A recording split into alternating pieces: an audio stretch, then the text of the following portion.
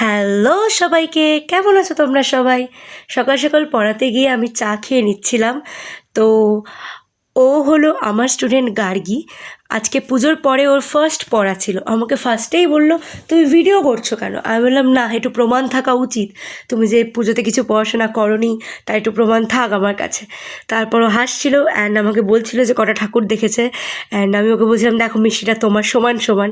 এটা শুনে ও আবার হাসলো আর আমাকে বলা শুরু করলো যে ও কটা ঠাকুর দেখেছে, কী কী খেয়েছে, কোথায় কোথায় ঘুরেছে, সব কিছু ডিটেলসে গল্প শোনার পরে আমি যখন ওকে জিজ্ঞাসা করলাম যে সবই তো হলো, শুধু পুজোর পড়াটা কেন হলো না, তখন আর কিছু বলছিল না, এদিক ওদিক দেখছিল, মাথা চুলকাচ্ছিল আর চা খাচ্ছিল। তো তারপর আমাকে বলল যে তুমি কোথায় কোথায় ঠাকুর দেখেছো। দেন আমি ওকে বলছিলাম আমি কোথায় কোথায় ঘুরেছি, কী কী ঠাকুর দেখেছি। তো ও কিছু কিছু বলছিল যে চাকদায় কোন কোন ঠাকুর ভালো হয়েছে। তারপর কথা শেষ, তারপরও বাই করে দিল। তারপর চলে গেলাম আমি আদির বাড়িতে। আদির বাড়িতে হচ্ছিল তখন লক্ষ্মী পুজো অ্যান্ড মামা আর মামি, মানে আদির মা আর বাবা দুজন মিলে লক্ষ্মী পুজোর ব্যবস্থা করছিল।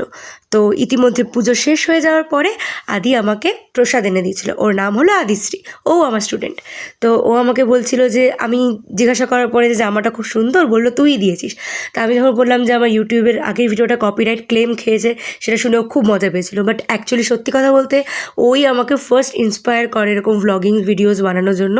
কিন্তু নিজেই ইন্সপায়ার করে নিজেই ও বোর হয়ে গেছে, বলে দরজা বন্ধ করে দিয়ে বললো তুই কর ভিডিও। আমি গেলাম, আমাকে একটা নাড়ু দিয়ে বললো তিলের নাড়ু, তুই খেতেই পারবি না।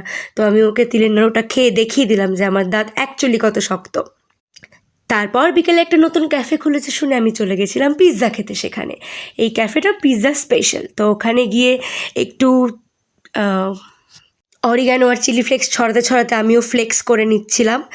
তবে ওখানকার পিৎজাটা অ্যাকচুয়ালি খুবই ভালো খেতে ছিল প্রাইস রেঞ্জ অনুযায়ী। তো এই পিৎজাটা আমার পড়েছিল 170 টাকা, মিডিয়াম সাইজ পিৎজা, বাট দারুণ খেতে ছিল পিৎজাটা, পুরো ফুল লোডেড। দেন আমি পিৎজা খাওয়ার পরে নিয়ে নিয়েছিলাম একটা ব্ল্যাক কারেন্ট আইসক্রিম। অনেকটা আইসক্রিম দিয়েছিল মাত্র 30 টাকায়। তো আইসক্রিমটা তো খেতে ডেফিনেটলি ভালো ছিল, এটা ভূষণের আইসক্রিম ছিল। তারপর আমি এই লাইটিংটা কিনে নিয়ে বাড়িতে চলে এসেছিলাম। যতই হোক দিওয়ালি আসছে, ঘরটাকে তো নতুন করে সাজাতে হবে, কিন্তু এই লাইটিংটা দিওয়ালির টাইমে ঠাকুর ঘরেই চলে যাবে। তো সেই জন্য পুজোর আগে কদিন আমি নিজের ঘরে একটু লাগিয়ে নেব। তো এভাবেই নিজের ঘরে লাগিয়ে আমি চেক করে নিচ্ছিলাম যে লাইটটা কতটা ঠিকঠাক লাগছে। দেখলাম না, লাইটটা খুব সুন্দর আর খুবই কালারফুল, খুবই কালারফুল, খুব ভাইবস রয়েছে। তো এই ওয়ালটা আমার বার্থডে টাইমে আমি নিজে ক্রিয়েট করেছিলাম, একটা স্টিকার এনে আর নিজের কিছু ফটোজ দিয়ে। ওয়ালটা আমার খুব ফেভারিট, কারণ আমার অনেক ঘুরতে যাওয়ার স্মৃতি এখানে আছে।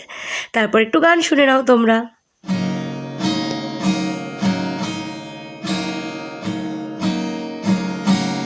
আমি কি তোমায় খুব বিরক্ত করেছি, বলে দিতে পারো তো আমায়?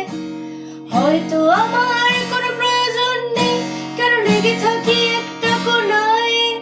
তুমি বলে দিতে পারো তো আমায়, চিঠি লিখবো না সেই ঠিকানায়।